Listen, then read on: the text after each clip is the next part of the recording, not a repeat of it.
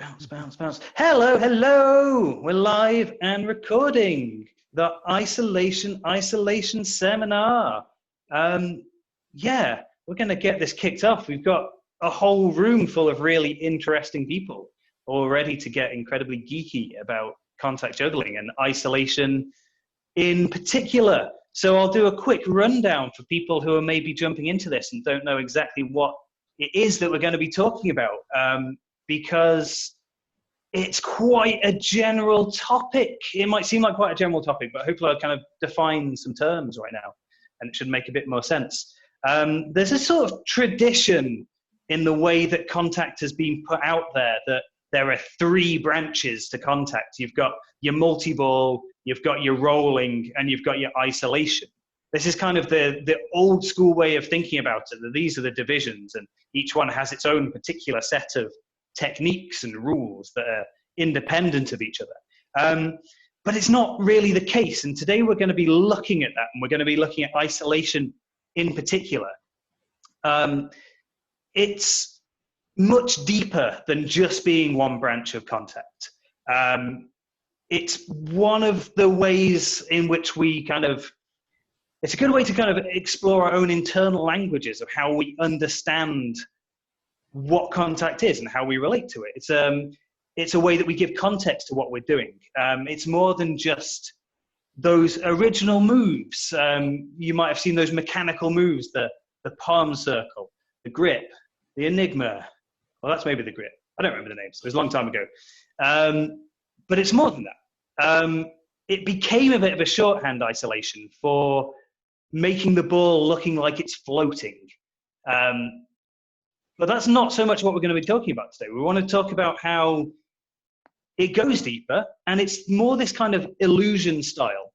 So what we're going to talk about today is how we can add these illusions into contact. And how that kind of works for us. We've got some really interesting people who know a lot about this stuff. So I'm kind of going to be throwing some questions here and there. But like I said, if you do want to make yourself known, hold up that prop and I will try and jump to you. And Dawn as well, if I've missed anyone, feel free to just grab me and redirect me to whoever it might be. Yeah, and if anybody's making too much noise, I'm just going to mute you, but feel free to unmute yourself for talking. Just the screen comes to you if it does that. So I am the sort of purveyor of computer things. I will show you guys some videos, share my screen, and if you need anything, yell at me in the chat or just say it, and I will try and help you or mute you or unmute and just make sure things run smooth today. So first of all, I'm going to throw across to Ed. And Dawn, I think just as you're balancing that ball upon your head, could you fire us up a video there? Yeah. To see the kind of stuff that Ed has been putting out there and where he's coming from. Need resources on using Zoom. Let's try this one? Yeah. Oh, it's me. Oh, it's you. All in orange. You're so orange. Oh, here, let's mute it though.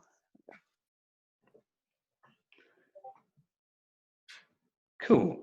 So, so while this is going on, Ed, do you want to kind of say a little bit about your, how you came into illusion style and isolation style contact and what it is that kind of got you into it and got you inspired?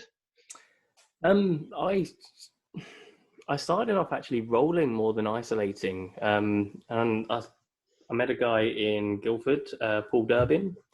And he was sort of the guy that got me started in isolating. And then he mentioned people for me to watch like Nick and Matt Henham. And then I thought, this looks really, really good. And just one day I was just rolling a ball in my hands and thought, oh, that's tripping me out. Okay, maybe I can explore this a bit more. And yeah, I don't know, I just kind of fell into it back in the early days, really. Do you when you're into this kind of thing, do you feel the magic of isolation still, kind of knowing the mechanics behind it? Do you still see that magic? Do you still feel it yourself? Sometimes. Knowledge is power, but ignorance is bliss. I really do miss the days, those early days where just somebody holding an acrylic was magic. But it still happens now and again when I see something new or I don't know, it's rare though. So yeah, like we'll keep going around the kind of table here. Do you have Pich's video ready to go there? Mm-hmm. Because this is some interesting, because again, like we're talking about isolation and illusion style in contact, but not necessarily with one prop in particular. So Pich, you've done a lot of research around different props and their isolation properties. I'm wondering, what is it that really drew you towards isolation? Tell me again the question. So a lot of your style, a lot of your performance is very isolation based. What was it about isolation that really appealed, that really spoke to you, that made you want to make it your focus?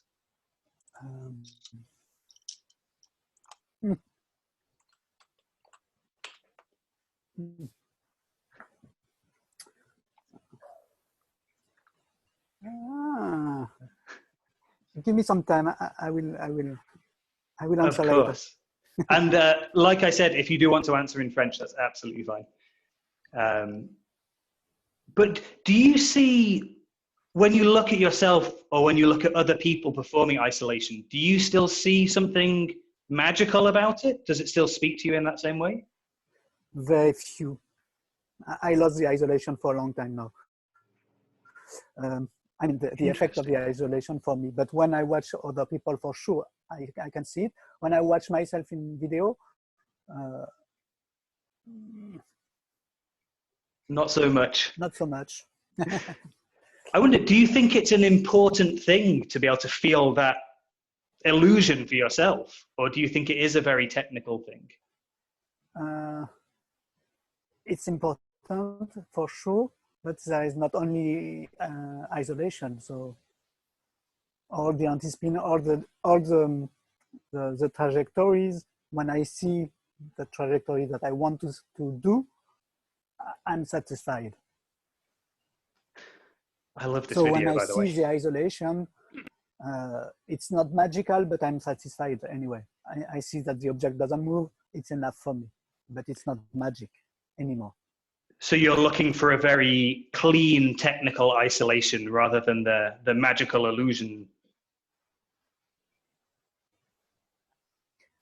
I know what is magic, so if I see the object moving at the same speed, I know that it's magic, so it's enough for me to see the technical stuff. Fantastic, fantastic. And then I think that was the first time I've seen that video, and that was absolutely beautiful. I will share the links when I share this video. I put the links in the description. Cool. That really stood out for me.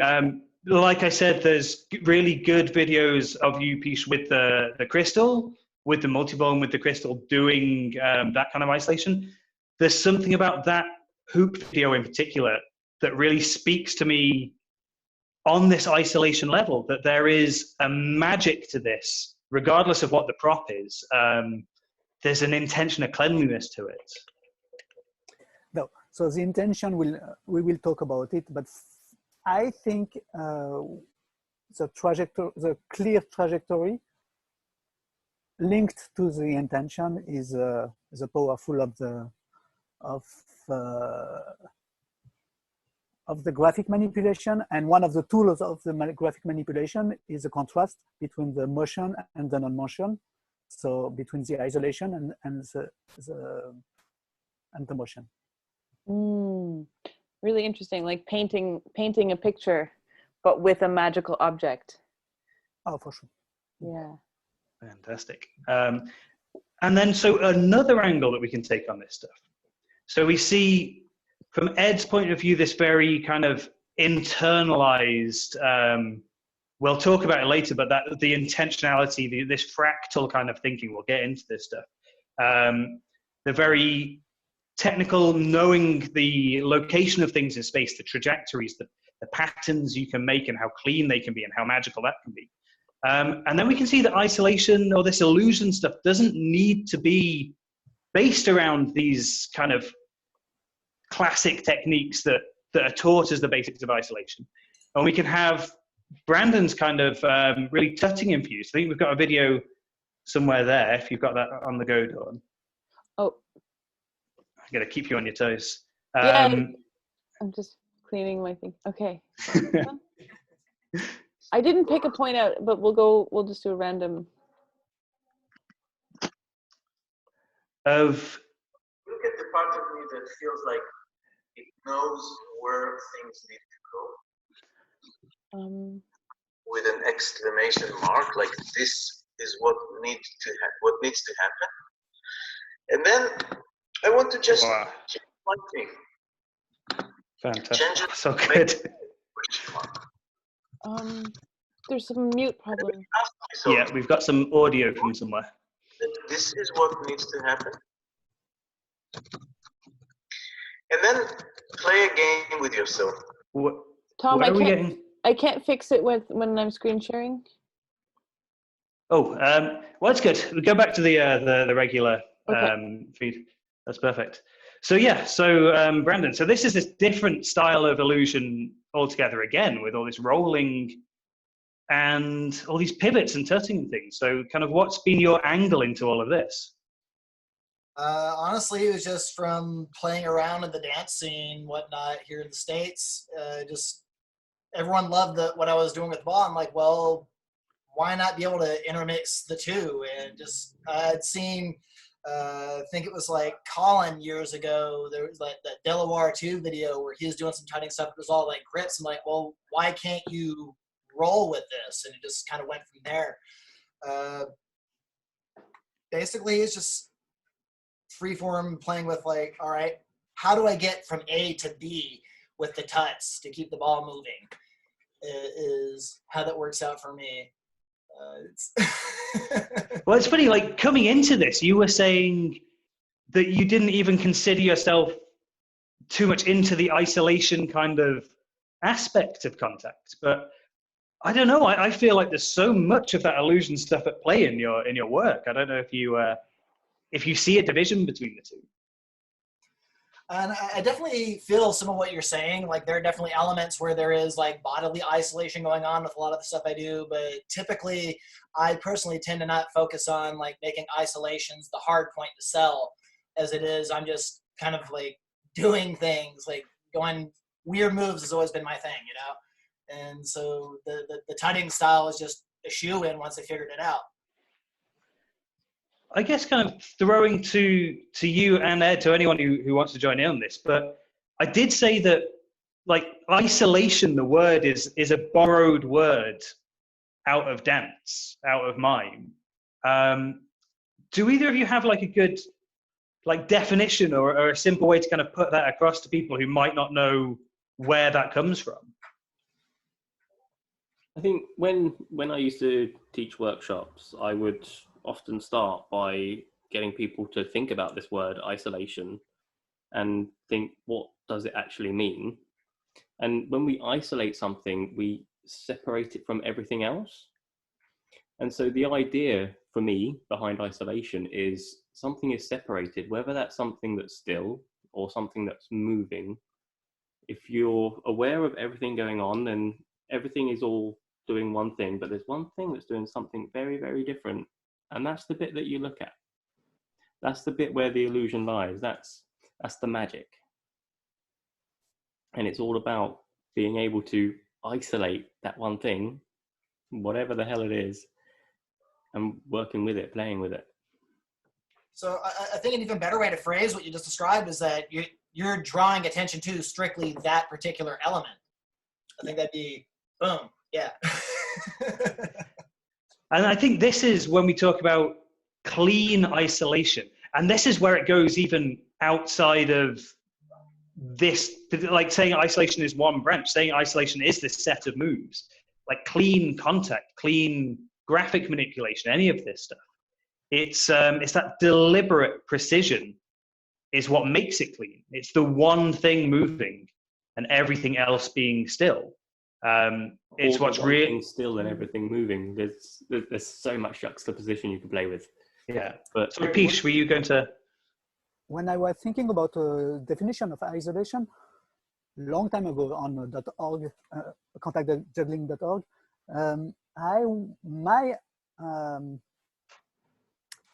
my point of view was you have 2 points which are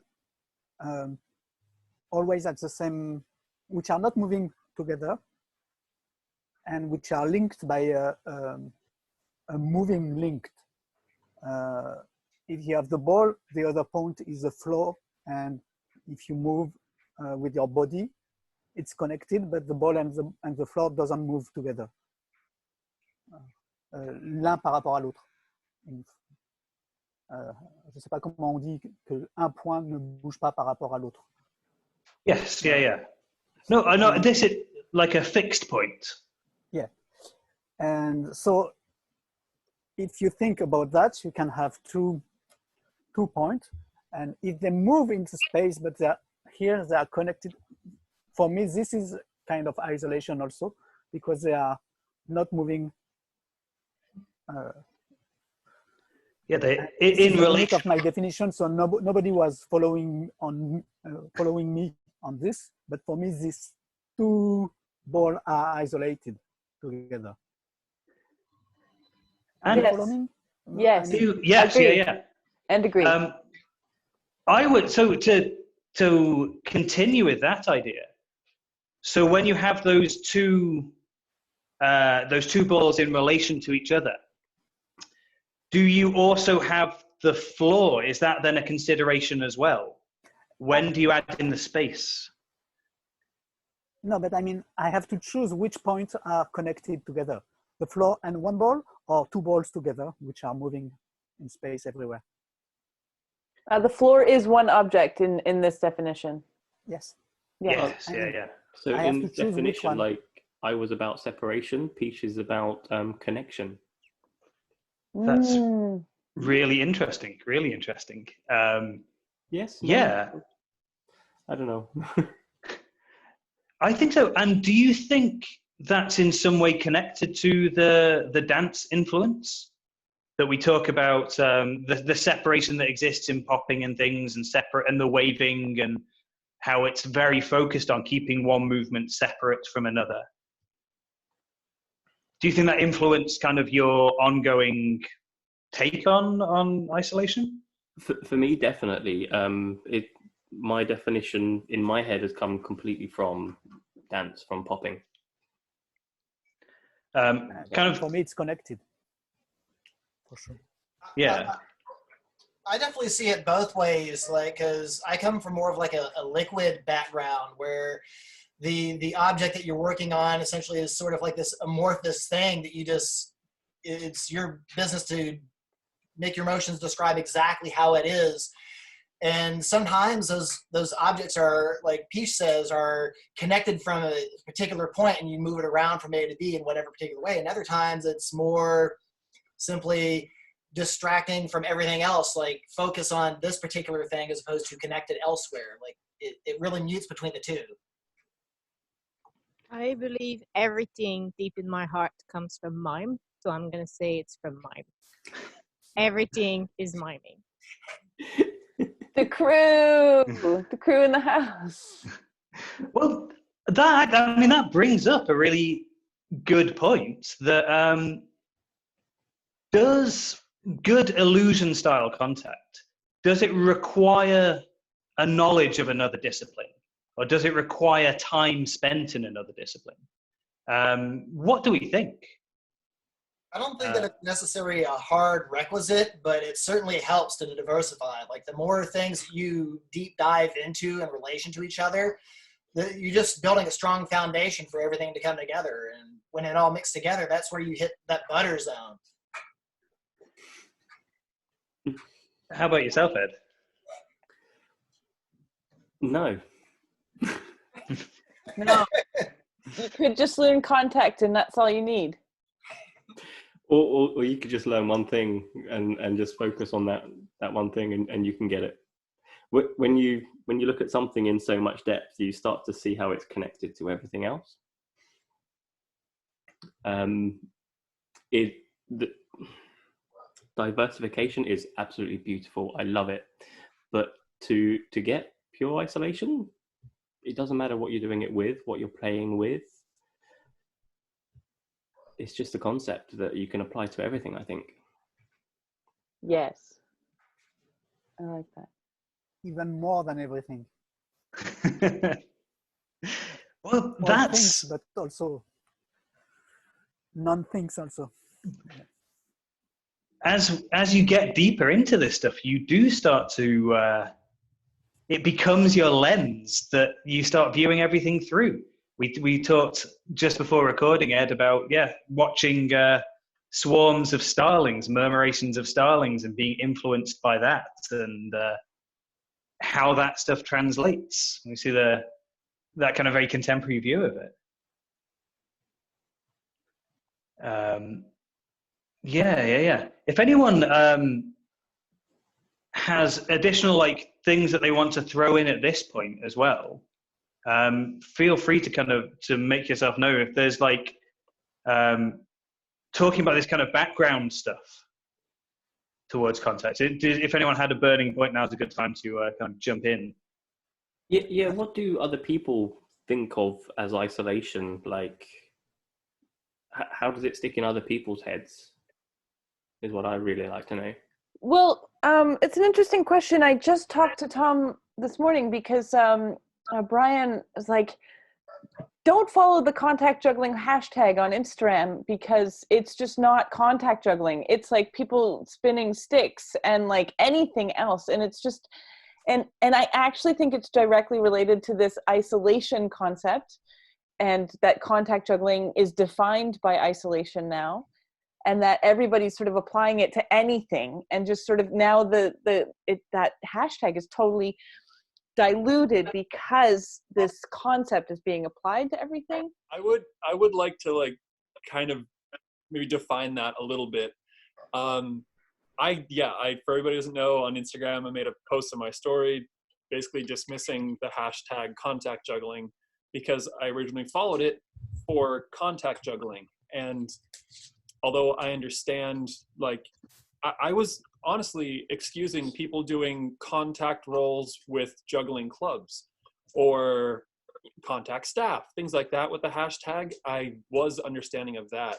But there was a lot of stuff that was specifically zero contact whatsoever. And it got to the point where the video that made me completely stop following it was a girl trying to jump over a park bench and getting her leg caught and potentially dislocating or breaking her leg. And I was just like, where are people getting this hashtag from? Because if you watch, there's a lot of garbage, non-juggling stuff under that hashtag. And so Don and I were discussing how it might be a good idea to have a new hashtag, create something new where we can all actually have actual contact. Hashtag about contact. Yes. Yeah. Okay, doing it. I mean, that raises a good point, though, that what would you want other props to take out of contact? I feel like with ball contact and with rings in particular, and the baton, these are simple, minimalist props. And we're in kind of this really good position when it comes to isolating things, that we have these regular objects that really sell this illusion, this isolation illusion that can be translated into other props. You see there's isolation in poi, in staff, all of these other disciplines. Jeeves and his pole stuff, right? You can, even a case, right? Classic case technique, mime. We're back to mime. Mime with a prop. But we're in quite it's a good position for contact because we have this versatile prop that can be used in so many ways. But I guess kind of throwing the question out there, if you don't like what the kind of hashtag contact juggling is bringing up. In your kind of ideal world, and people in general, in your kind of ideal scenario, what would you want people to pull out? Go on, Ben. That's more to do with social media than it is to do with contact or isolation, though. It's a bit like saying, which I have said myself, if you're not catching the handles, you're not juggling. But that's ridiculous. And people are rolling clubs, thanks, Drew. People are rolling clubs all over their body. Is that juggling? You know, yes. So I think terminology is one thing, social media is another thing. You know, just you know, moving on from that though, I've just written down all the different words that have been associated with it, and I think a lot of isolation comes from mime. It's just a fact, whether people like it or not. You know, all this business or carrying a case and walking around it is to do I think in here everyone likes it. I think we're all pro mime in here.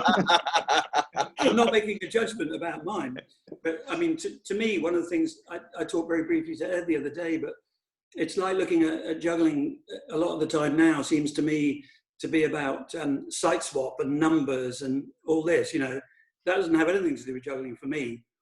It's like to do with, and I think there's a kind of beauty and there's an emotionality, it seems to me, with isolation and contact stuff.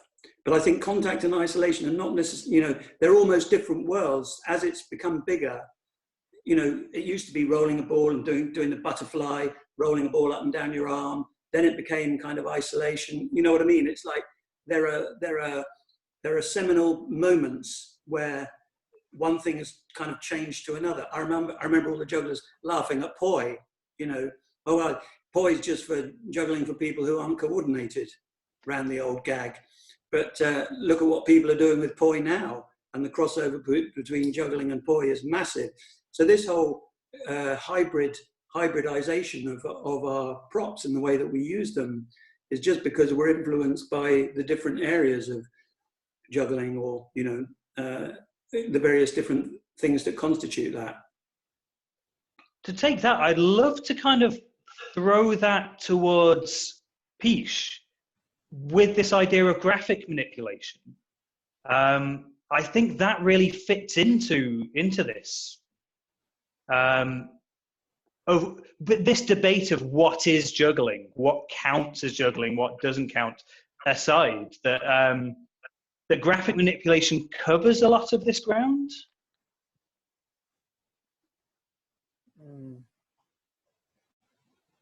No. you can do so. Graphic is something, is the aesthetic, and manipulation is the discipline. You can do all circus, all the discipline of circus can be sorry. We can come back to you in a second. Okay. Yeah, we can still hear you. I mean, all the discipline of circus can be graphic, and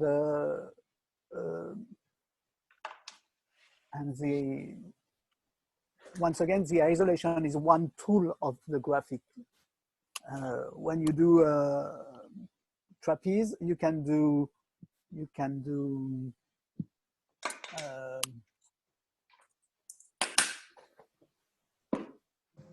sorry, I watched the video together. And the video, I just focus on the trajectory of the hoop. Yeah, anyway. I'm not good. I can stop it. Sorry, I was just trying to fix the yeah, but I can stop the video and come back. Hello. Yay!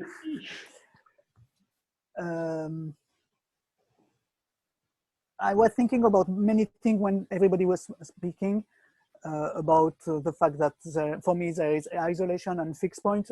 The isolation is for some rare objects which are very symmetrical and that you can follow the axis of the symmetry, and so then the full object doesn't move. This is for me an isolation.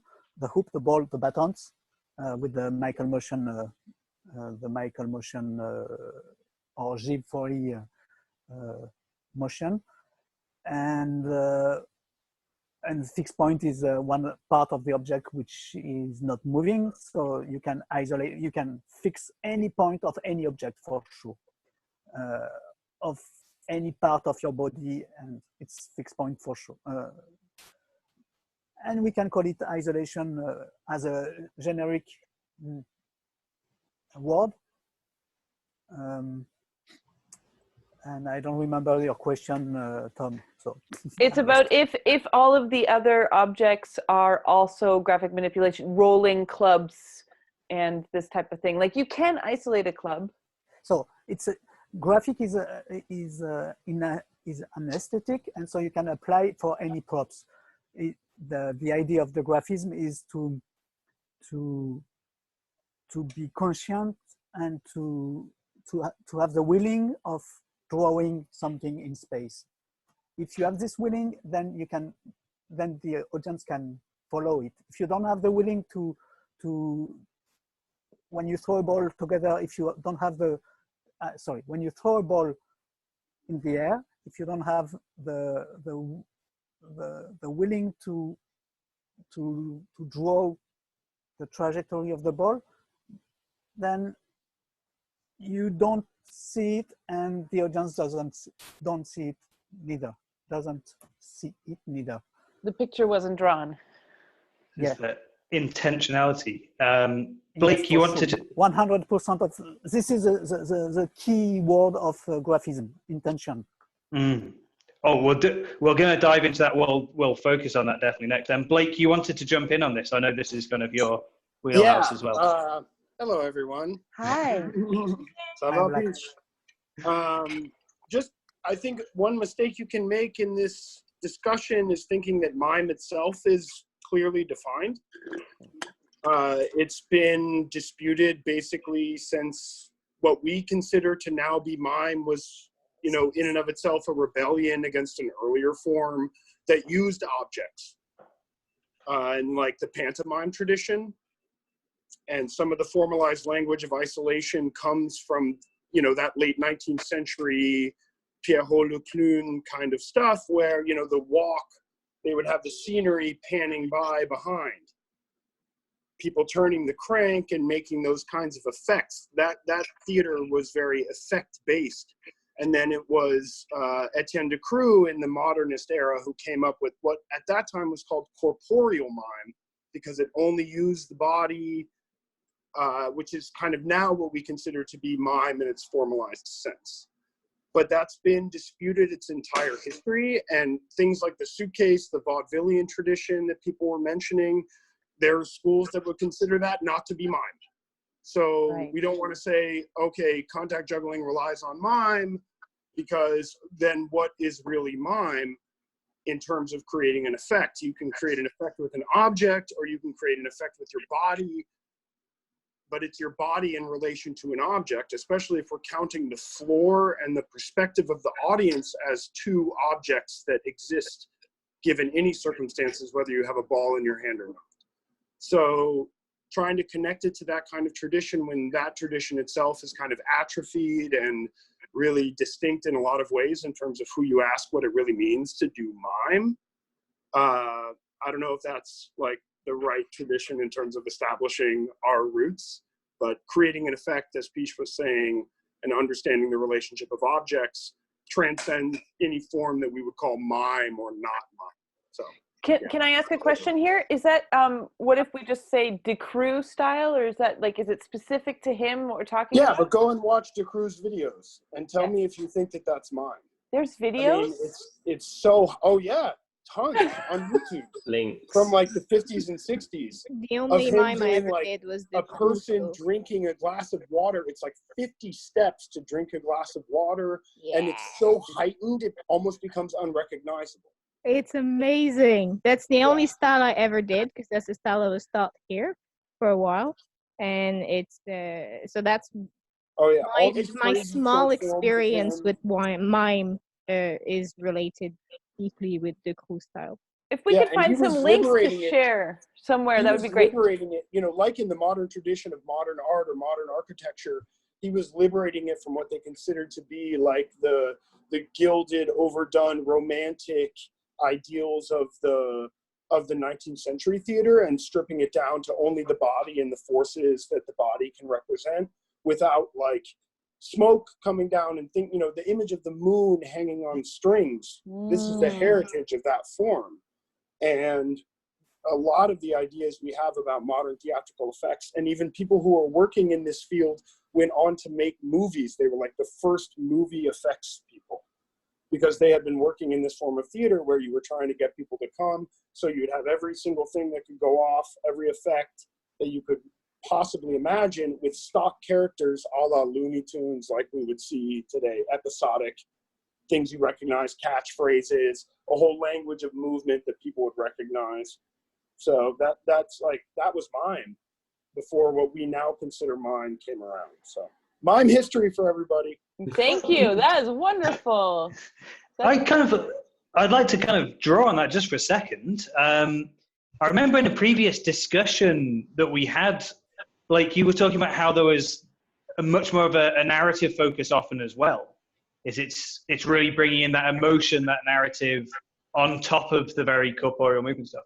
I wonder, like, when you're watching Contact now, specifically, or this kind of circus, the way that it's kind of using these techniques, how much mime do you see in there? Do you see the moving parts, having that kind of experience in both worlds? No, I mean, the distinction that I made in the discussion that we had about it was the mime is somewhere else. They're trying to show us that they are not in the theater without any other objects, whereas the juggler is normally present there with us in the theater. They're not trying to say, I'm in a field, I'm at a church, I'm on a mountaintop. I thought of Pich's farmer routine as like something that was pushing and crossing those boundaries in the old days of like, okay, what can this represent in terms of real world forces as I play a role that is not just object manipulator. The mime is always playing a mime, but they're also playing a double game with the audience, saying, I'm signaling that I'm somewhere else. Normally, the juggler is signaling that they are present there with the ball. They're not some other person. The ball might be acting with some non-worldly forces. It's angry, it's falling, it's heavy, it's light, it's floating, it's sinking. Those are various things, but that's not necessarily connected to a narrative logic in which I'm going through an experience in which the ball and I become friends or enemies or whatever else you could think of in the narrative structure. That line is really tough to cross, because I mentioned this in the chat earlier, but the ball itself has a certain presence and a certain set of physical characteristics that have to be respected. And I feel like the pursuit of the demonstration of the ball's various movements might be better than the pursuit of the demonstration of the ball's narrative capabilities. But that's just my own personal opinion, and I make plenty of things where narrative is the focus as a mime, but I don't always bring an object, because an object in that context has to be transcendent. It has to tell something other than itself. It has to represent something meaningful, and that is hard to mix with juggling. I think just to throw it across to Ed there, but I feel like there's a really telling moment that we saw in that video of you, Ed, where you throw the ball and then you don't catch it again, and it carries on, and it is that intentionality of like, what is this doing? But you had a point I think you were going to make. Well, you just brought up that video. I was just going to say that was an incredibly fluky roll across the back of my calf that actually happened on that stage, and I'll never ever be able to do it, or never even try to do it again. But anyway, what I was going to say was we've all got a different definition of what it is that we do here. Every single perspective is completely different. Every single take, every direction, different. But there's one thing that is in all of them, and that's illusion. We're trying to give the illusion that something is happening that isn't really happening. And that's where I kind of started to to stop calling it isolation and start calling it illusion style. And that illusion, like we're seeing here, you can put anywhere. You can put it in roles. You can put it in fixed point. You can put it in mime. Well, it's huge in mime. It's everywhere. And it's that intention that has been mentioned so many times that starts to give this thing shape, that starts to hook people in, grab their attention and go, I'm seeing something that's not really happening. Wow, I need to watch them more. And that is what got me really, really hooked. Can I ask a question of like if we're defining things, Pich has graphic manipulation, the things are connected and moving, and you are talking about illusion. How are these different, or how do these two words relate to each other? They're all the same. They're the same word. That's what I'm asking. Yeah, okay. To me, Pich is drawing pictures, which they're not there, but he's drawing the pathways. He's drawing the shapes. There's an illusion of a pathway, an illusion of a shape. Drew, what are you doing?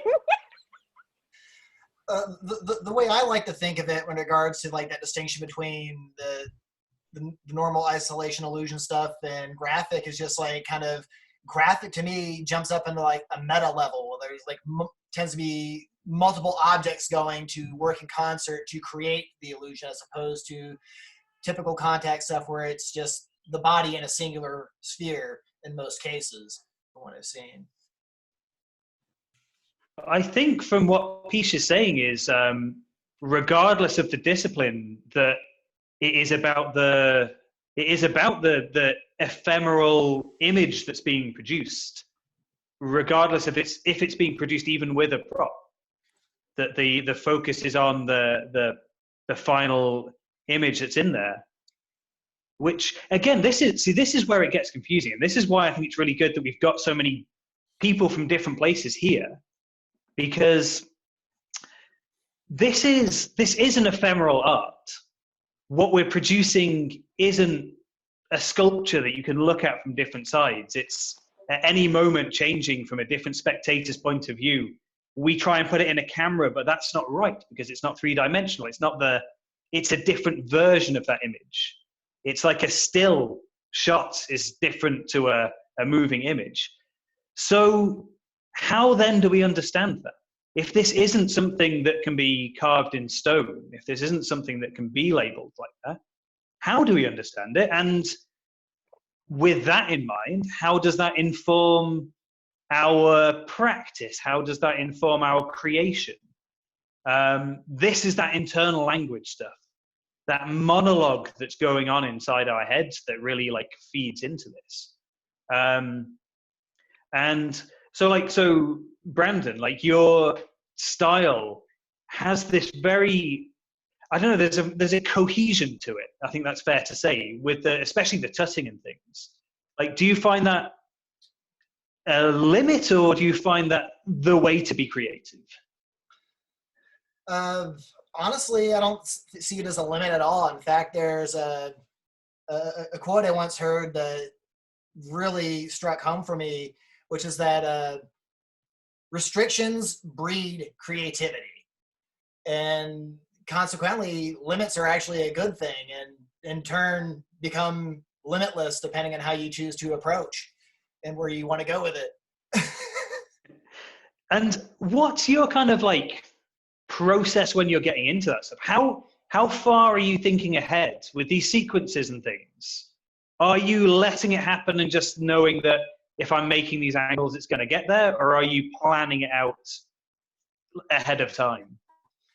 It really depends. Like, particularly with the tutting stuff, a lot of that is like sequences that I've drilled time and again and just managed to marry them together in a variety of different ways. So it's kind of like working with blocks when it comes to the tutting stuff. But the moment a snafu injects itself into the process, suddenly we're on to moment by moment until I get comfortable with, okay, well, I can go into these transitions again.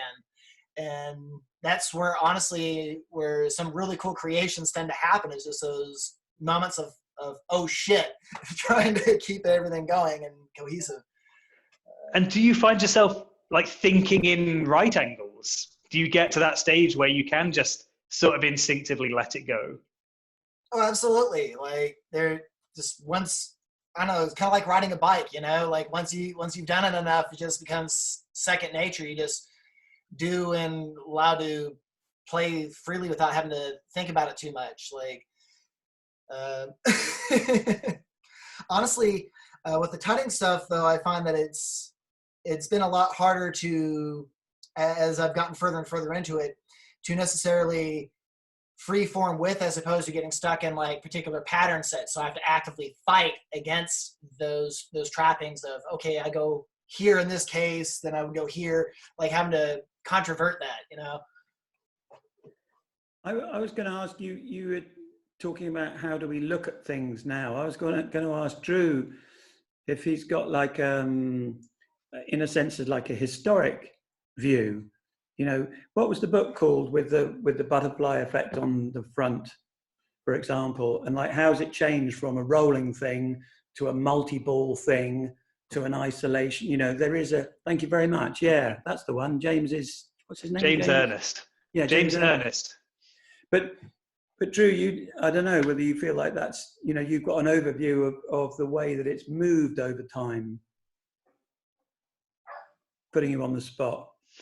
I don't know. I'm just listening. Hello, everyone. Hey, Drew. I guess, what do I think? It's isolations, innit? Just holding the ball, mate. Yeah, nice. Just holding the ball. No, I really mean, insightful. for me,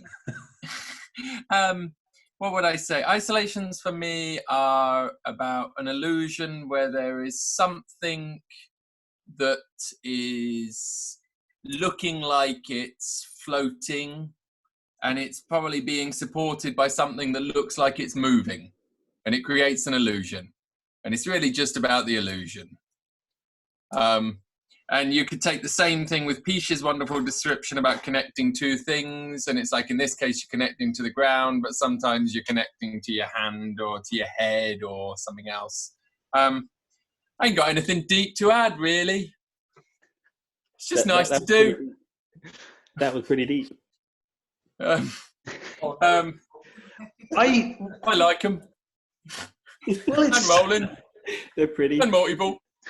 I better shut up now. Bye. Is it closer to magic than it is to juggling? I mean, this has come up a lot in the conversation with me, the idea of illusion. It's more akin to magic than it is to juggling as a discipline. Yes, no? I think what we're talking about is that juggling, from that kind of toss juggling perspective, is one kind of view of it. That kind of dictionary definition of more objects in the air than there are hands being used is a definition of juggling. But it's quite a recent thing to try and like nail it down like that. I mean, the historical, we've actually done a bit of talking about definitions and things, but old definitions of juggling being like scam artists, or if you saw an old manual of juggling from back in the 1700s, it would teach you how to con people out of money and things like that. And acrobats were people who threw stuff around. The buskers are my brethren, man.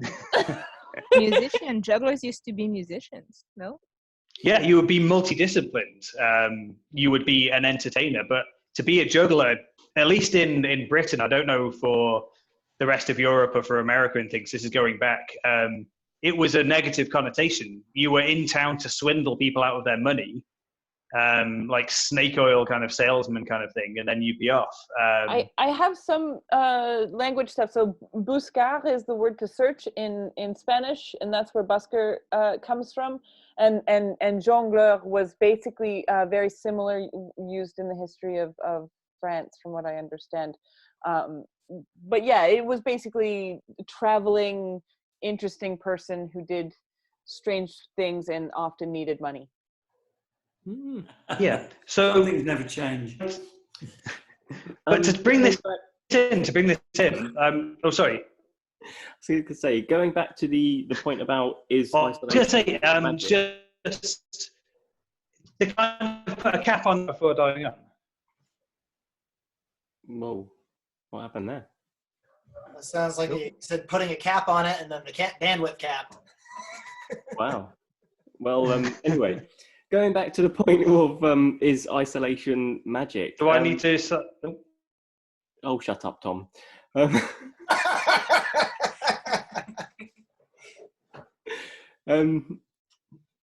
I don't think isolation is magic. With magic, in my mind, you're trying to fool somebody. You're trying to trick them that something is happening that they're really not aware of. Whereas with isolation, you're just trying to show them stuff. You're trying to give them images, to give them ideas, rather than try and sort of get one over on them. That's just me, though. I don't know. I could come in there. I've been having a lot of wonderful conversations with Steve Wilson down in New Zealand recently. He was in London and doing contact juggling. He's doing a lot more magic nowadays, but magic with contact balls and doing productions and disappearing. And I think, you know, where we're talking about illusion and we're talking about magic, one of the gorgeous things about magic and the conversations with Steve is that the technique doesn't matter at all. All that really matters is the illusion, is how it comes across. It's like basically you can't do magic. It doesn't really exist if you're doing it in your own room to yourself, whereas contact juggling and isolation really does. Oh, wow. Does that make some sense? Can you just say that again? Like, just to wrap it up? No, it's gone. Exactly. You have to watch it back. You can watch it on our Ball Contact channel, because Steve posted some tutorials on there about. We have some links for his. He did some tutorials about vanishes and productions with a contact ball, which you can watch if you want to see what he does and like mixing that stuff together, of using acrylics in that way. Yes, before my internet exploded, I was going to try and bring that elegantly back together, but I don't think it worked. What we're talking about is intention here. Outside of definitions, outside of like technical written down definitions, something is, when we're performing, when we're doing this, when we're thinking about it, immersing ourselves in it, what matters isn't the definition, it's what we want it to be and what we say it is. So that's the intentionality of this. Like if I say this is juggling, then for the next however long, that is juggling. If I say this is dance, then for the next however long, this is dance. If I say it's theatre, etc., etc. It's intentionality. It's what we say, kind of. It's how we understand it and what we want to put across. And again, Ed, I'm going to throw this like directly to you, because you were kind of further along with this intentionality stuff than I was. I think you can talk about it a bit clearer. But yeah, so like, how important is it in what you're doing, in your view of isolation and illusion? Well, when we started off this chat, you asked me if I can still see the magic. For me, the magic comes with the intention. And often I don't see a lot of intention. If you're not entirely focused on telling this story, you're not telling this story anymore. And only when you have that entire focus, that's when I feel the magic. And it gets me hook, line, and sinker every time. It doesn't matter if you're just holding a ball completely still and doing absolutely nothing with it, there's magic. But I think what I'm alluding to is the body goes where the mind expects it to. So if you believe something is happening, your body is going to react to it happening. And if somebody's watching, they see your reaction and they kind of mirror it with their mirror neurons, if we want to go into that sort of theory. And then you get them hook, line, and sinker as well. And I think that is what the intention is all about. It's so simple but so complex, but it's everything and nothing all at the same time. I've got to go in a minute. I just wanted to ask, just say one thing before I went. It's something I've noticed about contact and isolation that you never get with juggling. I've seen people move to tears, seeing isolation and seeing illusion type of stuff, or contact juggling. You never get that with juggling. So it just, I think it's also really important to know that when you're performing it and when you're doing it, you are eliciting something in people, which is, you know, that gasp of magic or thrill, or you're making the hairs on the back of the neck stand on end. It's different from the other arts, I think, from that point.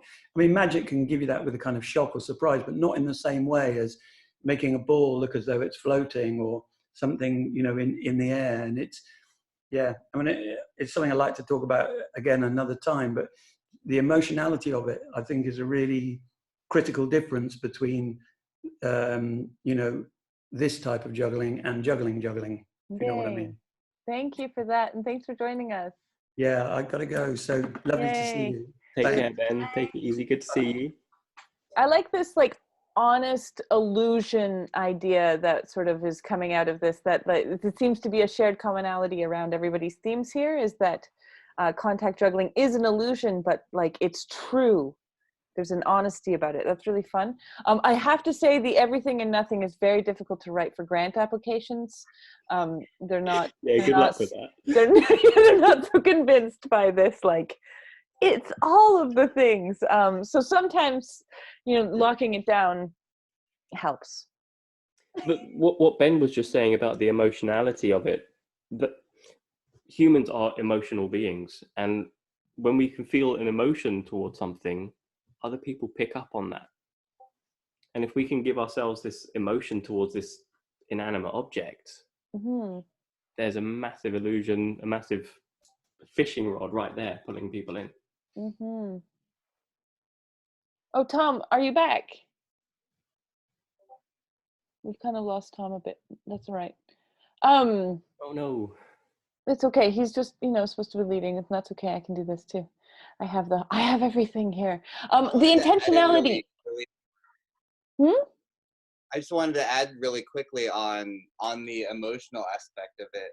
I've noticed that, you know, comparing to other props, even just with toss juggling, that contact juggling, is because it's slower, there's a lot more of an illusion presence attached to it, that it helps audience members feel safer be opening up and becoming more emotionally attached. Like there's more time for them.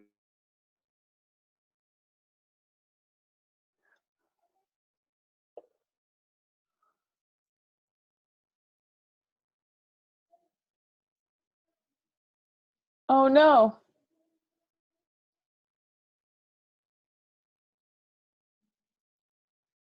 Ben?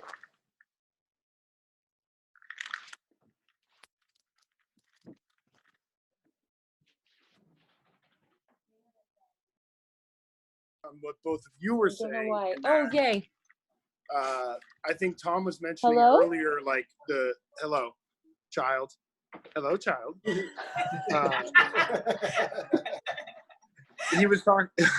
He was talking about the murmurations of sparrows, murmurations.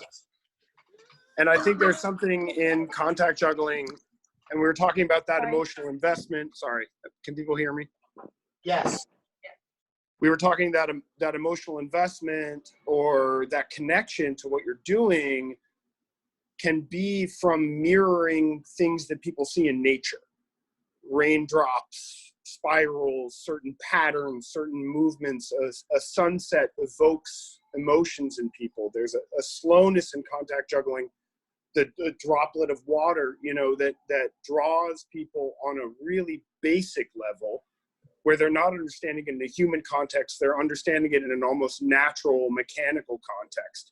And when you can hit those things cleanly, you can accurately mirror those effects in nature and hit people in a way that juggling doesn't quite, because it doesn't bring them into that contemplative place.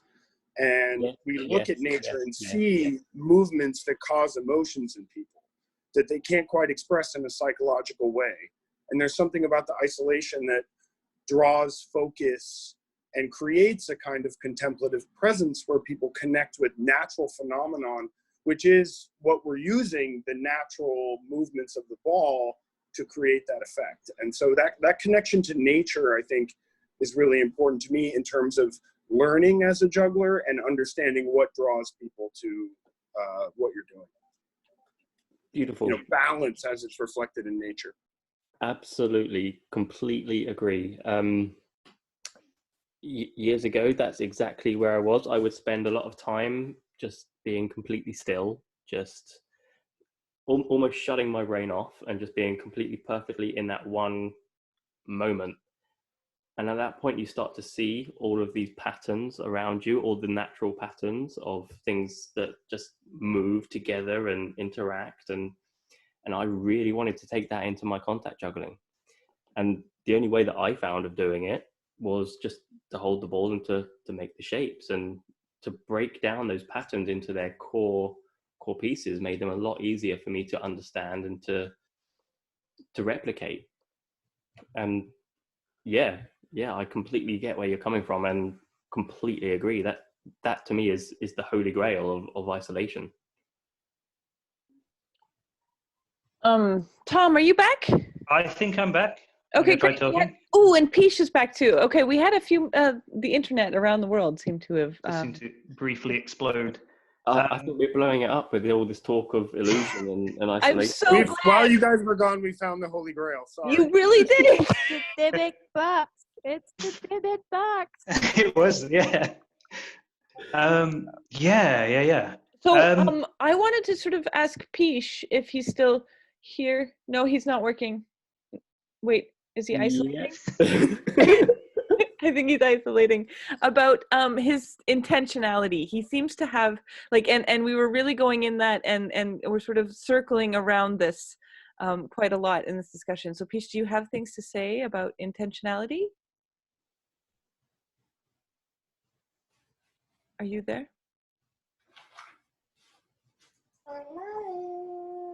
No, I don't think he has audio. I see. Okay, so Pich's audio doesn't seem to be connected yet. Does anybody else have anything to say about intentionality, Thom?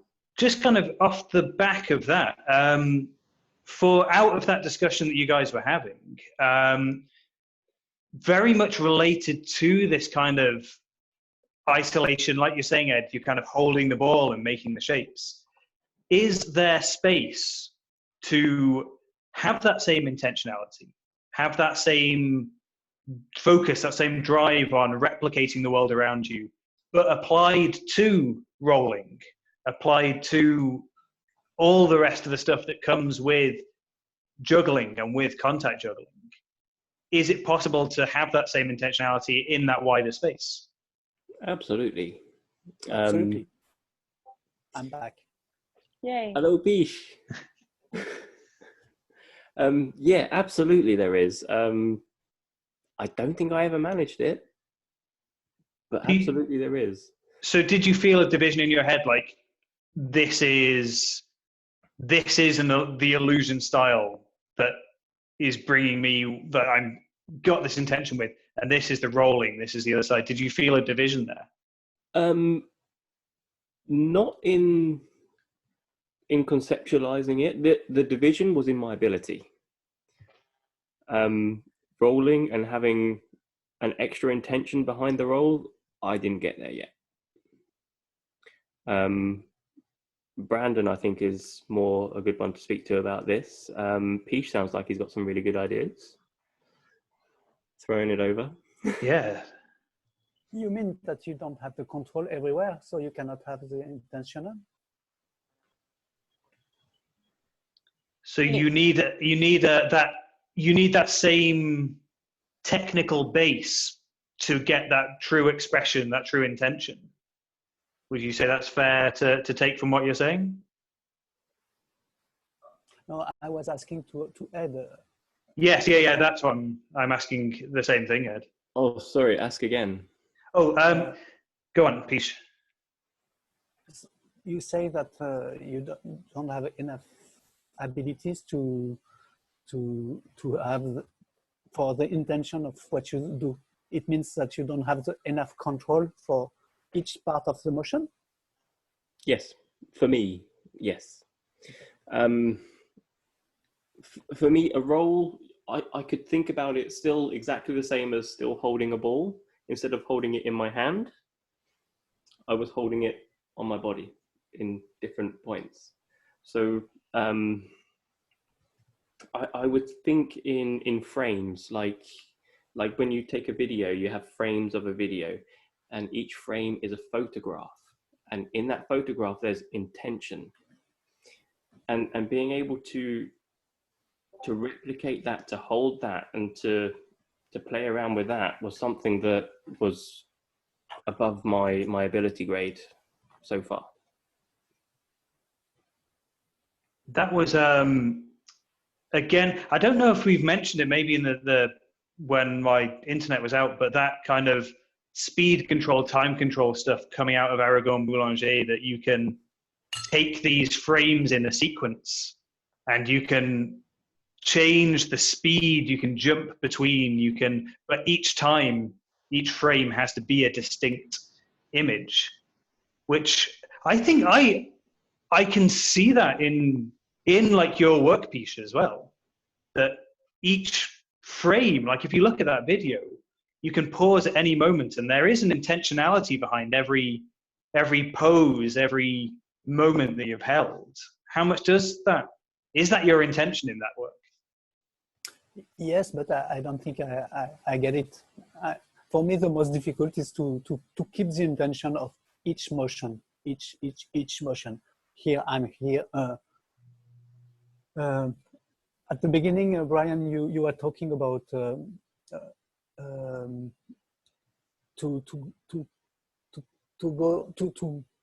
take a path from A to B and to be conscious about each part of this path. And this is the most difficult for me. Or you know exactly what you do and you rehearse and you do always the same path and it's easy. But if you want to improvise in different paths and to always know by advance where you are going to go, it's very difficult. But with practice, you have some kind of shims, some shift. No, the schema. Chemin, the path. No, schema. Oh, pardon. Some patterns that you rehearse and that you can, patterns of motion one by one. I mean, some sequences of patterns and you can mix these different sequences. So you arrive to keep some path and some intention always. But if I'm not able to improvise and to say, okay, now today I'm gonna draw this this paint or this path and to know exactly where I will go and why, and always like that. For me, this is so difficult, and I'm not very good in improvisation. So maybe some good improviser. Sorry for my English. No, it's good. Des bons improvisateurs, maybe they could be very good graphic manipulator. Mm. The pathways for me, they all exist in nature. So when I would stand still and look around, I would see every single pathway, and there was the inspiration. Whatever came to my mind, just follow. Flow out. I mean, and I can really see that in that video we showed in the play festival, when you come down and you do this little spiral and then you shoot out again, and it's like I can feel that in your work as well, right? That path, there is a path, and it's revealing itself to you as you move. There were a lot of paths in that video that I made specifically with the ball. Like there was a nice, I think, a bounce path. It was very much the same bounce, the same arc, just made smaller and smaller. Again, taken from nature, just taking one thing, adding it all together. And and drawing a sphere in space, and lots of paths that I've just seen around and just watched it so many times that you start to break it down into its individual components. And once you see the components, you can put them together and really play with them. I think, I'm not sure if it's quantum physics or chaos theory, but there's an idea that once you see everything, if everything stops and you see where it is, you can then tell where it's going to go once you start it moving again. Right. And I mean, this is where you talk about slowing down a lot and needing a silence practice or some kind of, like for me, it was statue. I found a lot through that. And for you, I'm not sure how you came to the silence. I guess it's through dance again. No, it was through meditation. I was very, very much into Zen Buddhism. So I'd spend a lot of time just meditating, just sitting, just watching, being aware of everything, and starting to see relationships between all kinds of movement and interconnectedness of things. There's something really interesting with that stillness, that it's really hard. It's a hard thing to do because our bodies rebel against us when we try and be still, and our brain rebels against us, and we're desperate to move, and we have all these micro movements and trying to come out, trying to tell ourselves that being still is just, it's an absence of movement, but you've got all that potential movement at any moment that can come back. And there's that temptation when you're first trying to be still, when you're isolating, to tense up a bit and to try and hold that tension because that's what you're used to. But to be able to just stop by removing the movement and just, it's a very different feeling. The tension you're talking about is very much a battle in the body. The only reason we have a body is to move. So it's stopping the body from taking control and letting the mind just be aware, just be conscious of everything without being influenced too much by what it's being told by the body. I want to move. I want to move. And on the topic of meditation, to hold stillness, I did a Vipassana 10-day meditation retreat a few years ago. It was incredible. Hardest thing I've ever done in my life. But one of the things that helped be still for so long is to know that while you think you're physically being still, there's still parts of your body that's moving. Your blood's coursing through your body, your organs are shifting, your lungs are expanding and retracting. Like, you're still moving all the time. And the more still you become, the more you can hone in and focus and feel yourself moving. And so I found that if I was to sit for 11 hours a day, just meditating, the anxiety I would get by not moving would be partially eased by the thought that I'm still moving, the earth around me is moving, and even on a microscopic level, everything around me is changing constantly. And on a macroscopic level, things are moving very fast. Yeah, very, very so it, in an effort to apply that to isolations, to become still is, something that could help is to remind yourself that you're still moving. You're developing your body to move a little bit less than you are and be okay with that, but you're still moving, you're still going through, and you can be that still while observing the world around you, knowing that, there's still parts of you that are changing all the time. Nice. Yeah. Good job. Awesome. Thom, are you still with us? I am. My internet has decided after 6 weeks of behaving that it's not going to behave today. Yeah. But I guess kind of we should throw open to other to the floor before kind of closing this off. Okay. If there's things that we've missed as well, but I think there's one point that I would like to throw out there before, just in case this does disappear, of are there ways to get into a good headspace for isolation? Are there good practices or good things to be on the lookout for this illusion style, for this graphic manipulation style, and on a practical level, are there things we can do, like the stillness exercises? I would just throw that out if people have got suggestions around that, because like I said, my connection's about to implode on itself. So yeah, I'll throw that out there.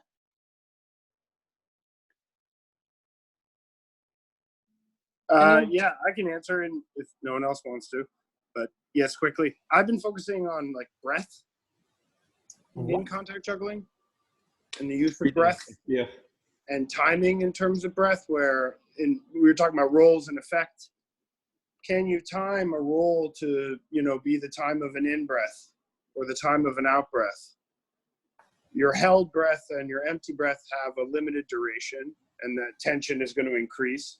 So you want to keep the breath moving, but you want to meter your actions and be connected in terms of the rhythm with the breath in each roll or each isolation. And then the breath becomes a kind of metronome for how to move from sequence to sequence, or action to action, or isolation to isolation, and ensures a kind of attention to that detail, rather than, as I find sometimes, held breath or breath that's very disconnected. So that's something I've used recently. I have so much to say about that, because I learned just last year, I guess, that I wasn't breathing, and I did one of my 30-day challenges almost based on this, and about 30 seconds into almost every routine I had, I started deteriorating, and it's because when I get on a stage, I stop breathing, and I lose all control over like my isolations, but everything, right? And I think, holding on to breath, like learning to do just a single roll with one breath, learning and figuring out ways to play with your breath while you're rolling is an essential part of this practice that a lot of us haven't discussed ever before. And I think it's really important. Thanks for bringing that up. Yeah. Unless Lisa is hoping to say something. Yes, I'm doing the thing and nobody cares. We were told that was essential. I've done it and nobody cares. Anyway, is to come back to the breathing, which is incredibly important. But if we go back to the idea that isolations and illusions comes with intention, the way of making sure you bring yourself an intention is to find a way of grounding yourself first, whatever way it is. Is it breathing? Is it a ritual? Is it sitting down and holding your tummy? Everybody will have a different ways. There's a billion ways of being mindful. But it's find a way of grounding yourself and to start in your brain being like, now I am moving with intention, and to focus on that and then see where it leads you. I think that could be a way, if you want to tell somebody, if you want to start experimenting, that could be a way of getting you in it. Ed, you need to hold the ball. That's the signal. Now I am moving with intention. That's really interesting, because for me, it's really hard to switch into a new intention without holding on to the last one. So I would very much utilize a concept of nothing. If you're doing something, you need to be doing that something rather than still doing the thing that you were doing before. How can I explain this? Intentions carry. So you need to start from nothing to have a pure intention. And switching off the mind, switching off the brain, stopping thinking, stopping having preconceptions about anything, you can then start afresh with a brand new intention, and you can then mold and shape that however you want. But you need to switch off that intention from before, and that's the really difficult part that I couldn't do like that. That was the struggle for me. Is that like that stillness has to be a neutral state, not just for movement, but for intentionality as well? Absolutely. That is from that. It's like a waving idea of your body being the still body of water, and then the waves are the ripples that go through, but it always returns to that still body of water again. Yeah, Drew had his tape up in the middle of that. Get involved. Come, Drew. I don't know if I have anything to add. Oh, yes. It was building on something Ed and Lisa said. So there's this interesting thing around intention, because I think this is about making balls dance and making bodies dance with balls that are dancing.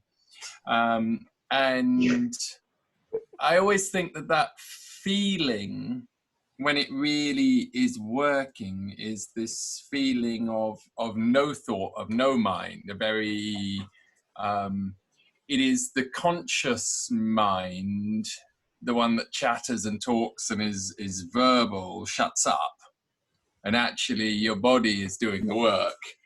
And it's the non-verbal part of the mind that comes through. And which is why I always think with that dancing music's so important, because it helps to find that. But it's really interesting because there's this in sense of it not feeling conscious and hopefully not being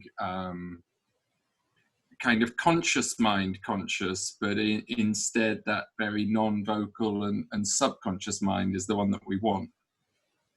I think it was some thought like that that's really half formed. Ed, do you get what I mean? I get you.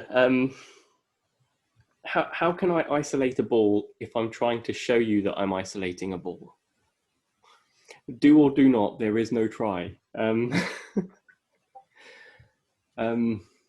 Yoda, except that, you know, in order to be able to do that, you've done thousands and thousands of times repeating it and practicing it to come to the point where the body knows it and does it without thinking. But I have to say that I do this every August. I have a very good isolation, and every January, February, it's terrible. And it's because there is a combination of learning how to show an isolation and doing an isolation, and they are separate skills, and you have to do them both at the same time. And every summer I have to restart that practice and that connection of like being able to share the headspace of my conscious with other people and bring it forward to other people. And so like right now, I did a show last night and I looked at my isolations and I was like, oh, they're awful and I'm sorry. And I literally apologized to the contact juggling community before I did my show last night. It was like, I know this is going to show, it's on video. Everything's on video now and I can't hide it. So I'm sorry. But part of it is because if I'm presenting myself, then I'm presenting me and not the ball. And I can't always merge them unless I am fully in it and have been doing it for months. You know what I mean? There's a thing there. I'm very surprised about the fact that this is not the same isolation for the audience and for you. Well, I mean, Mellors used to say that if you didn't convince yourself, then the isolation was bad. And it took me a long time to realize I think he was right. And that like I have been able to, in a fully sober state, manage to convince myself that oh my God, it's floating. And if you were doing it really well, never for anybody else, I think, and it's yeah. Oh, I love that feeling.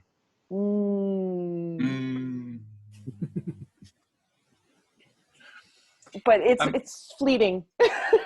It's connected to the first question. Do we still have some magic when we do our isolation? I don't have, but I feel that it's floating for the audience anyway. Fake it until you make it. Well, and there's an interesting thing. Oh God, no! I hate that. Oh, but busking. I can see this happening. This is not even like a me thing. In May, people will come up to me and say, wow, that ball's floating. How do you make it float? And in like July, August, it's like when my first audience member comes up, it's like, why is that standing still? And then I'm like, yes, I'm getting there. I'm finally arriving at that moment because there's a delineation and the audience can see. They can see that difference between floating and isolated. Is there a difference in you as well? Just in my practice time. It's just that I do not practice isolation by myself. I only practice them on the street. And for cameras. And that's it. They're not my interest. They are now they grew on me. They really did. But my initial contact juggling was like, no, I want to be a body roller. I don't want to learn that isolation thing. And yeah, it, osmosis. No, but the statue and the busking, I mean, I think the busking doesn't work without isolation. It's like it can, but it's the money. It's a tool. Yeah. I think there's a lot to be said for how much the thinking cuts across both ways as well. Yeah.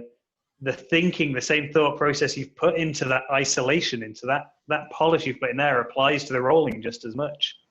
And that's like the breathing with the ball. And that's the same with an isolation as it is with the body roll. And Brandon's away just now, but you can see there, that's pure rolling stuff, but the illusion hits so hard as well. And yeah. I mean, I remember I had gotten spirals down with 100 millimeter acrylic and started performing it on the street, and no one cared.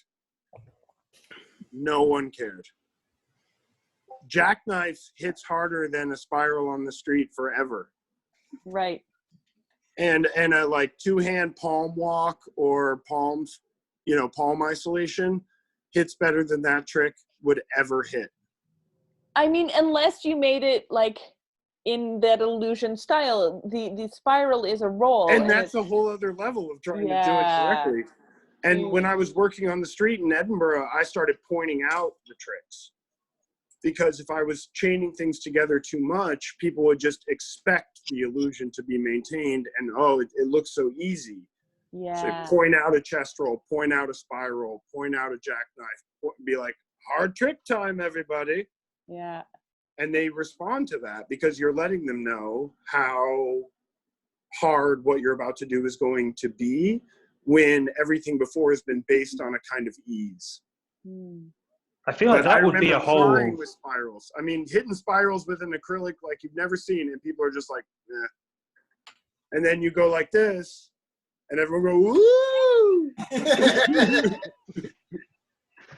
I remember that's a whole other discussion, yeah. I remember hearing an old sentiment that the Enigma was the only trick anyone needed to learn. Oh gosh. Right has words. That's the only trick you need to learn. Just hold the ball. Yeah. Go on, Bri. So, just something else. We talked about breathing with isolations, but there's another really important piece of technique. And I'm gonna quote reference Dawn because she's always made some comment about moving a ball around while standing on a giant ball or something like this. Was that you, Dawn? It's been a dream of mine, but I've never actually done it.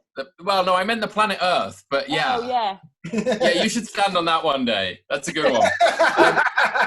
But one of my things, we used to do it in swing dancing classes, but I also think about it really with juggling and manipulation in any movement. And it's how important our connection with the ground is.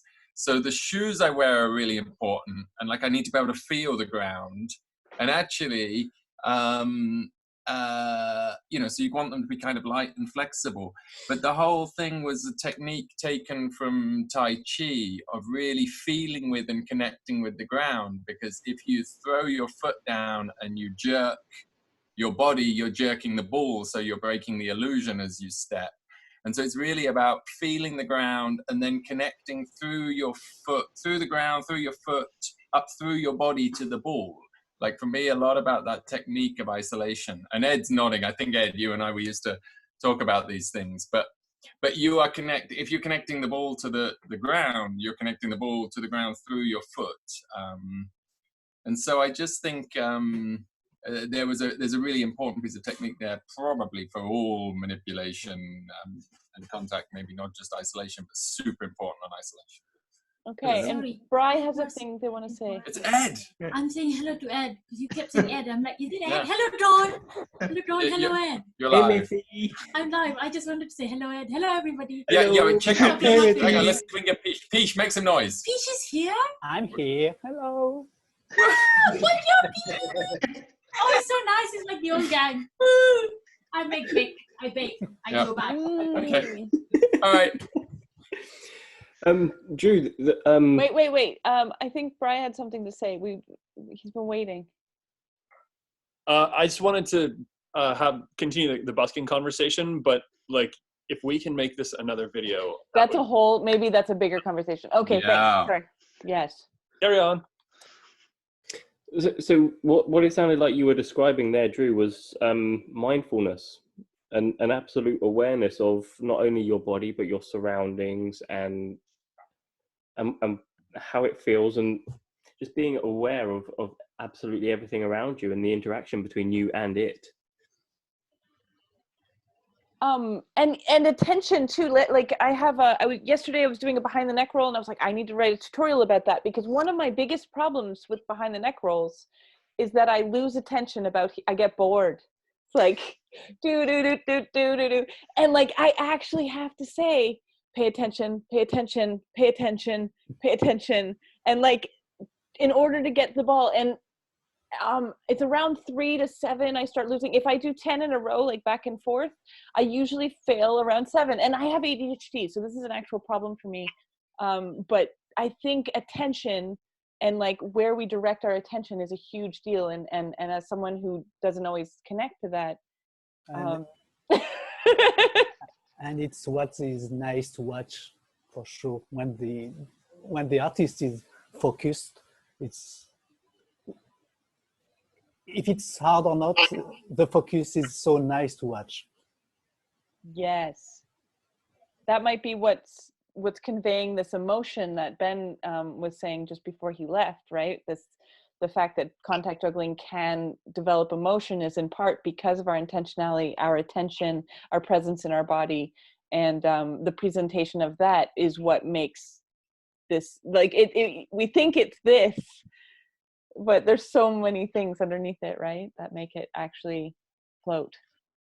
That's really interesting what you were saying there about paying attention, Dawn.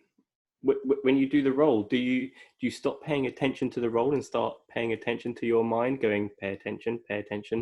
No, the paying attention gives me a point that I can, like, it's me pointing to that one spot that the ball is on. It's actually that I have a chatter brain, and my brain is just like, and so I need to make dinner, like, and like I don't know, it's whatever is in me at the moment, but I lose attention and I drop right there. And I think actually this is probably not just a me thing, because that's a common drop, and there's other reasons for that, but it's something that's I think it's why we don't also achieve isolated behind the neck rolls, which are two very difficult things to do in their own right, to combine them. But I think it's paying attention in such a long form. It reminded me very much of when I was in Berlin at a workshop with Aragorn, learning all this speed control stuff. And we went out to the shops afterwards, and we were still in the headspace of slow motion. And I was with Declan Me, and we were in the shop, and we decided we're going to do as much slow motion as we could. And he had a realization that he spoke to me about afterwards, that he was going to look at the whiskey in the shop. And he had a realization that the thought in his head of, I wonder what whiskey there is, that needs to slow down with the slow motion. Mm-hmm. So instead of just going, I wonder what whiskey there is, and then focusing on slow motion, he kept focusing on I wonder what whiskey there is. I wonder what whiskey there is. I wonder what whiskey there is. And that intention was stretched out, and he could feel such a difference in his body, in his mindset of what he was actually trying to achieve. And that was just a massive epiphany for all of us right there. Just stretch it out. Everything has to relate. Everything, if you're going slow, your thought process is slow as well. And it translates into what you're trying to show to people. Yes. The way in for me with that was the eyes as well. When your eyes stop darting around and they start moving with that same slow motion, and that's when the perception changes, because that's your visual perception changes. And yeah, that's when it really starts to hit, and that's when, yeah, your thoughts hit that same speed as well. And yeah, that's when it gets sold. There's something else that dancers tend to do a lot more than jugglers do, and something that we could benefit from is with that similar idea with their eyes moving, your head. And like a lot of times a dancer will do a movement and their head will be a part of the movement, and then that head won't move from that position until the next time it's slated to move. And I feel like with us, that the head and the motion and our stature becomes almost, it's just sort of a background noise where it's not actually as prominent. It's a huge direction thing. We're so trained as humans to look people in the eye, to look at their faces. So the fact that, and I see this is very much like even people who are good technically, you watch videos of them at Contact and they'll be like dead stare at the camera, or their head will be getting lazy and moving around, or they're not concentrating. And it really breaks the illusion for me, because I mean, yes, we're looking at the prop, but we're looking at the person. When we're looking at the person, normally we're instinctively looking at the face. So yeah, it's a huge thing to be aware of. And you can even so that's also my question. Do you guys look through the ball, like when you're doing in isolation, or do you look on top and try to keep it like on the same spot? You look at everything. It depends, because like it was written in the chat, and I agree, the audience look where the performer is looking, so you can use that to your advantage to either put like face on the prop or not, and to like look somewhere else. So it really, I think it just depends on what you want to show and how you want to present it. If you choose to look at it or you choose to not look at it, because it can give a very different effect. I just wanted to add something to what Brian said about the head and dances. There's a lot of dance form, particularly Indian classical dance, who use the eyeball, then the head, then the rest of the body. Because you can definitely put that, what you said, but even more precise with the look. And there's I remember when I was doing some classical Indian dance where we had like about 30 minutes exercise of just the eyes, which was fun, to where you look and how to bring your look. Because this is actually, it's weird enough you have to train that, but you do. Yeah. I wonder if a good practice, because thinking about all this eye contact and eye movement conversation makes me think of the group of jugglers that wear glasses or other things that cover their eyes while they're juggling. And sometimes they still keep a straight face. Maybe in our practice, it could be beneficial for us to wear something like closing our eyes or wearing glasses, so we can direct movement with other parts of our body without having our eyes visual, our audience members being able to see our eyes. You have to keep that context and kind of building on that. So Herman, kind of to build into what you're saying, like if you're doing that, you have to make sure, like if you're taking the focus away from your face from the ball, you need to do it deliberately. Mm-hmm. So with the ball, so Herman, say you're looking at the ball, that's directing your focus here. If you look away, you shouldn't then be doing fancy stuff here, because your audience is being drawn away with you.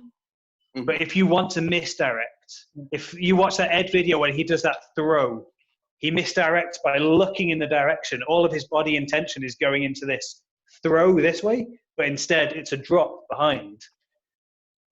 And the audience continue watching. And there's good eye tracking like little experiments and things they do where like they have someone throwing a ball and they can track where the eyes are going, and then they fake throwing the ball and the eyes do the same pattern again. It's like that sort of stuff that we can use and that we can play with. But we have to make sure that if we pull attention away, that we then put it back into the prop before it starts moving again, or else you lose all of that good stuff that you're working on. See, I don't think it's just the eyes. I think it's the mind's eye as well. It's where you're thinking about, because I can be looking over at something here and I can isolate perfectly behind me still. And it's my thought that's there. And there's, so it's all about where your mind is looking, and that's where people look as well, I think. I agree. Conveying intent, I think, is a great way to say that. Like, just how strongly do you convey that intent? So exactly, like when they were talking about earlier, the looking in one particular direction. For those interested, I think the proper name for that move is called a necoflex, where like they'll point the head and then like rotate body, point head, rotate body, in case anyone's interested. But shit, I just lost my train of thought. Too deep in the funk styles to think about it. Go. No, I was just starting to think this has been an hour and 45 minutes. So on YouTube, this is going to be very long. And I hope everybody's as geeky as we are and loves this talk. And that, you know, because I'm enjoying it a lot. It's not exactly isolation conversation anymore, is it? And so this is what I'm wondering. Is there anything we have to say about isolation before we just stop the recording? The last question. Oh, okay. Go, Pich.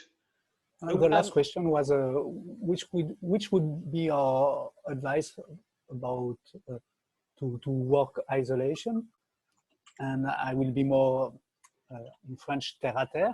It's more working with a mirror, working without mirror, and working with video, and it connects to work the three things for me fundamental. Very important to correct the motion, because your feeling is not always good, and so the mirror can help you to correct. And this is more strong with the hoop, when I work with the hoop, because when I want to keep two parallel hoops, for me my hands are parallel here. And in the video, if I watch, anyway, in the video, when I feel that I'm parallel, I'm like that.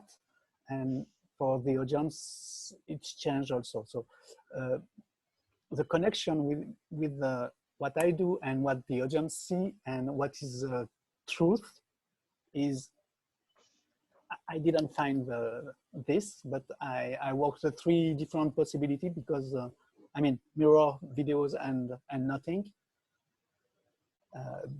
Because I need the three, because they are all different and connected. I don't know what to say, but I agree. And they all feed into each other. So yes. you can know what it feels like, you know what it looks like with direct feedback, and then you know later on when you watch that video back exactly what it looked like.